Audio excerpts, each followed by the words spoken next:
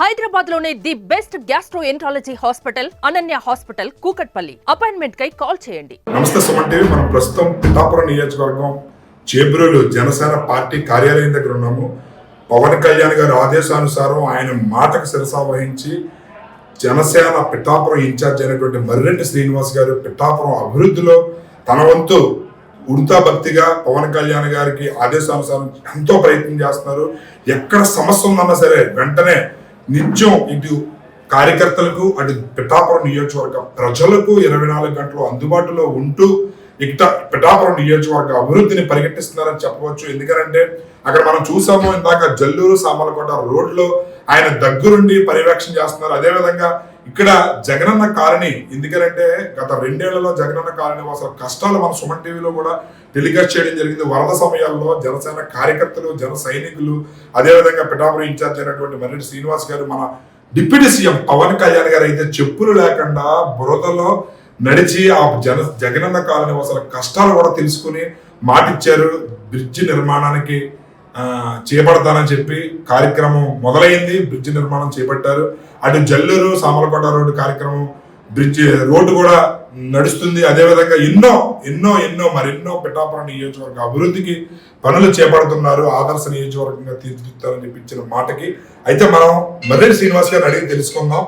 ఏంటి పవన్ కళ్యాణ్ గారు ఉద్దేశం, మోడల్ నియోజకవర్గంగా అభివృద్ధి చేయడంలో ఆయన పాత్ర ఏ విధంగా ఉండబోతుంది ఏంటనేది. సార్ నమస్తే.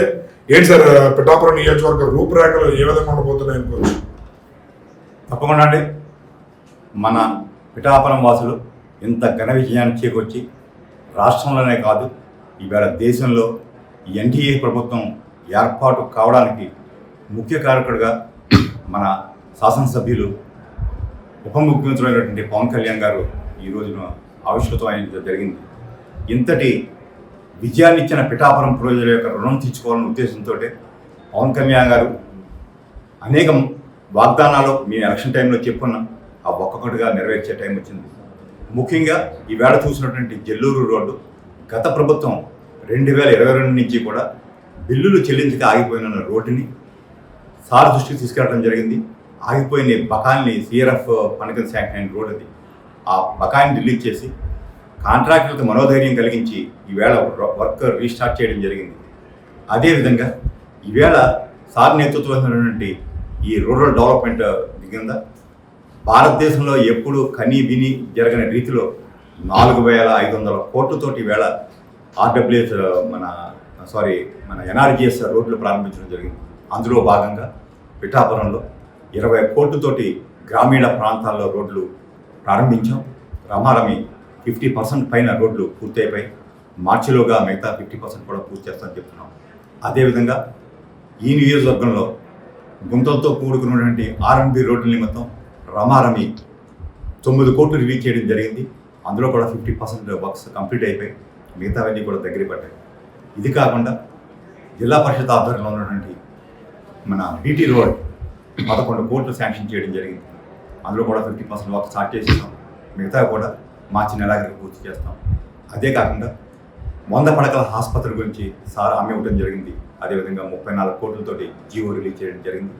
దానికి సంబంధించిన ప్రణాళికలన్నీ రూపుదిద్దుకుంటున్నాయి.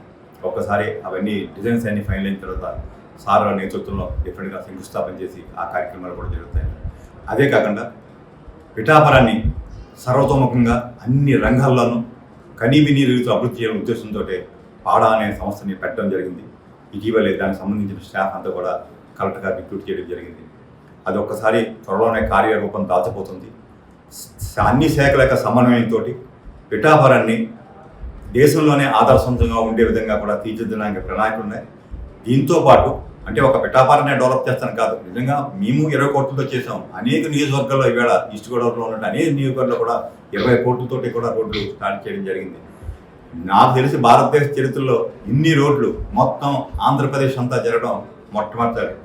ఎవరో పెద్దలు చెప్తున్నారు గత 8 ఏళ్ళలో ఎన్ని రోడ్లు చేశారో దానికి మించి 3 రోడ్లు ఈ 6 నెలల కాలంలో మేము పిఠాపురం నియోజకవర్గంలో చేసాం.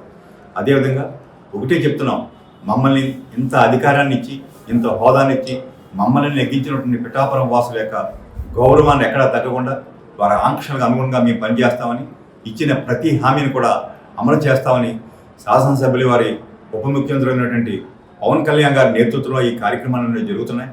ప్రతిరోజు కూడా ఏ సమస్య ఉన్నా కూడా సార్కి నివేదించడం జరుగుతుంది. వారి తక్షణం దాన్ని స్పందించి దానికి అనుగుణంగా కూడా వారిని ఆర్డర్లు ఇవ్వడం, శాంక్షన్లు ఇవ్వడం, ఆయా డిపార్ట్మెంట్లతో అనుసంధానం చేసి ఈ కార్యక్రమాలు జరుగుతున్నాయి. అయితే ఇందాక నేను జగనన్న కాలనీకి వెళ్ళాను సార్. జగనన్న కాలనీ బ్రిడ్జ్ నిర్మాణం లేక అక్కడ అవస్థలు పడేవారు. మన డిప్యూటీ సీఎం గారు పవన్ కళ్యాణ్ గారు అక్కడ వరదలు వచ్చినప్పుడు బురద నీటిలో వెళ్ళి కాళ్ళకి చెప్పులు లేకుండా కూడా వెళ్ళి వాళ్ళ కష్టాలు తెలుసుకున్నారు.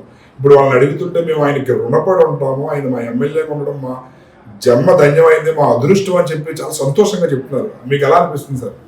సరే, మేము రాగానే మొట్టమొదటి ఎదుర్కొన్న సమస్య ఈ గొల్లపురంలో టౌన్లో నిర్మించిన జగనన్న కాలనీ. వచ్చిన వెంటనే 3 సార్లు వరదలు వచ్చాయి. 3 సార్లు మునిగిపోయేవారు. రహదారి బంద్ అయిపోయింది. అప్పుడు తాత్కాలికంగా కలెక్టర్ గారు ఫుడ్ కూడా ఏర్పాటు చేయడం జరిగింది. రెండోసారి వరదలు వచ్చినప్పుడు స్వయంగా మన శాసనసభ్యులు ఉప ముఖ్యమంత్రి పవన్ కళ్యాణ్ గారు ఇచ్చేశారు. ఆ కాలనీ యొక్క స్థితిగతులను చూశారు. తక్షణం దానికి వెంటనే ఈ బ్రిడ్జ్ నిర్మాణం జరగాలని చెప్పి ఆ రోజు చేయడం జరిగింది. ఆ కళ వేళ ఫలించింది. ఇప్పుడు టెండర్ పిలిచారు. ఆ కార్యక్రమం త్వరలోనే వాటర్ డైవర్షన్ జరిగింది. త్వరలోనే ఆ కార్యక్రమం కూడా మొదలవుతుంది. ఇదే కాకుండా కాలనీలు అంటే నిర్మించారు, కానీ మేము వచ్చే టైంకి కనీసం రోడ్డుకి వెళ్ళే దారిలో లైట్లు కూడా లేవు. అవి కూడా ఏర్పాటు చేయడం జరిగింది. అదే కాకుండా దీంతోపాటు గొల్లపురంలోనే ఇంకొక హ్యామ్లెట్ ఉందండి, మన సోరంపేట అని. అక్కడ 30 ఏళ్ళుగా వర్షం వస్తే వాళ్ళకి రహదారి ఉంటుంది. అక్కడ కూడా బ్రిడ్జ్ శాంక్షన్ చేయడం జరిగింది 36 లక్షలతోటి. గత ప్రభుత్వం నాడు నేడులో పథకం కింద దేనికొద్ద వేసి ఎలక్షన్ ముందు జనాలను మభ్యపెట్టి స్తంభాలు వేసి వదిలేశారు. దాన్ని పూర్తి చేయడానికి 36 లక్షలతో గ్రాంట్ అయింది. ఇప్పుడు వాటర్ పాడుతుంది ఈ సమయంలో కాదని రేపు మేలో వర్క్ స్టార్ట్ చేయబోతున్నాం. ఒకసారి ఈ పంట పూర్తి అయినట్టు చేసి నెక్స్ట్ వర్షాకాలం లోపు సూరంపేట వాసులకు కూడా ఎటువంటి ఇబ్బందులు లేకుండా చేస్తాం. అదేవిధంగా ఈ జగనన్న కాలనీలో కూడా దీనికి కలెక్టర్ గారు కూడా ఆదేశించారు. 3 నెలల్లోనే ఈ బ్రిడ్జ్ తయారు కావాలని. వర్షాకాలం నాటికి ఎటువంటి ఇబ్బందులు కూడా ఈ జగనన్న కాలనీలో చేయడానికి ప్రయత్నాలు జరుగుతున్నాయి. ఇవన్నీ మన శాసనసభ్యులు ఉప ముఖ్యమంత్రి పవన్ కళ్యాణ్ వాళ్ళని సాధ్యమైంది. మేము మరొకసారి చెప్తున్నాం, పిఠాపురం వాసులు మా మీద ఉంచిన నమ్మకాన్ని వమ్ము చేయం. మీకు ఇచ్చిన ప్రతి హామీని అమలు చేస్తాం, ప్రతి కార్యక్రమాన్ని పూర్తి చేస్తాం. రైట్, చూశారు కదా పిఠాపురం జనసేన ఇన్ఛార్జ్ అయినటువంటి మర్రెడ్డి శ్రీనివాస్ గారి స్పందన.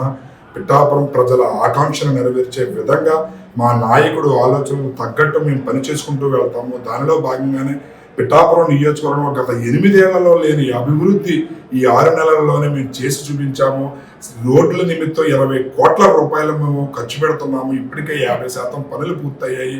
బీటీ రోడ్ల నిమిత్తం 11 కోట్ల రూపాయలు, పంచాయతీలో 9 కోట్ల రూపాయలతోని అభివృద్ధి కార్యక్రమాలకు శ్రీకారం చుట్టాము. గుంత అనేది ఎక్కడ కనపడినా సరే ఆ గుంతను పూడ్చి అక్కడ రోడ్డు వేస్తున్నాము. ప్రయాణికులకి ఎటువంటి ఇబ్బందులు కలగకుండా ఎంతో బాధ్యతగా వ్యవహరిస్తున్నాము. అదేవిధంగా పవన్ కళ్యాణ్ గారు ఇచ్చిన మాటకు కట్టుబడి దేశంలోని గర్వించదగ్గ నియోజకవర్గంగా తీర్చిదిద్దాలనే సంకల్పంతో పాడా ఏర్పాటు చేయడం జరిగింది. పిఠాపురం అభివృద్ధికి అది పాడా ఎంతో ఉపయోగపడుతుంది. అదేవిధంగా 30 పడకల ఉన్నటువంటి ప్రభుత్వ ఆసుపత్రిని 100 పడకల ఆసుపత్రిగా తీర్చిదిద్దడానికి నిధులు 50 కోట్ల పైచీలకు కేటాయించడం జరిగింది. దానికి సంబంధించిన పోస్టులు కూడా మంజూరు చేయడం జరిగింది. ఇదే విధంగా రాబోయే రోజుల్లో పిఠాపురం నియోజకవర్గ అభివృద్ధి దేశం మొత్తం చూసే విధంగా ఉంటుందనడంలో ఎటువంటి అతిశయోక్తి లేదు అని చెప్పి కూడా తమ సంతోషాన్ని అయితే తెలియజేస్తున్నారు పిఠాపురం జనసేన ఇన్ఛార్జ్ మర్రెడ్డి శ్రీనివాస్ గారు. కెమెరామెన్ అశోక్తో శ్రీనివాస్, సుమన్ టీవీ.